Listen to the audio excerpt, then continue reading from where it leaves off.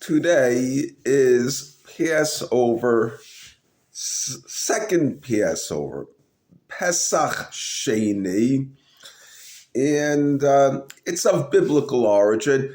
It is a holiday, shall we say, makeup for people who, for one reason or another, in the days that the temple stood, could not come to the temple and bring and partake of the Passover offering. Okay.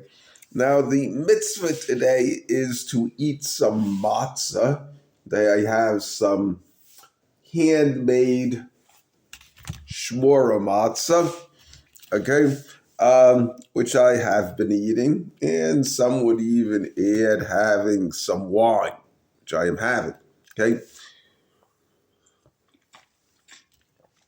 The basic idea from a biblical standpoint is there were people who were exempt or forbidden to bring the Passover offering because they were ritually unclean.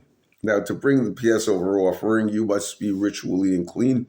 One of the sources of ritual impurity is contact with a dead body. And the people who complained about it, according to the commentaries or some of them, is that they were basically transporting the bones of Joseph from Egypt to Israel. Okay? And they complained. So God said they have a point and that they can bring the Passover offering a month later.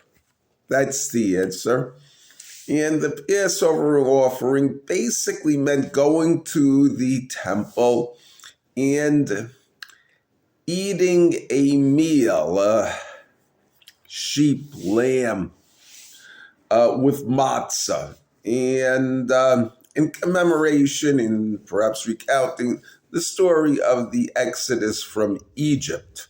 It was a joyous occasion and considered a merit, and people would learn from this. That was the main reason they were learning.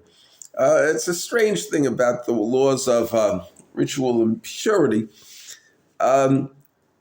Eating pork or shellfish, which are unclean animals, and if one touched the carcass of a pig, they would be considered ritually unclean. And they would have to go through the purification rituals. But eating it, the Talmud basically says does not render them unclean.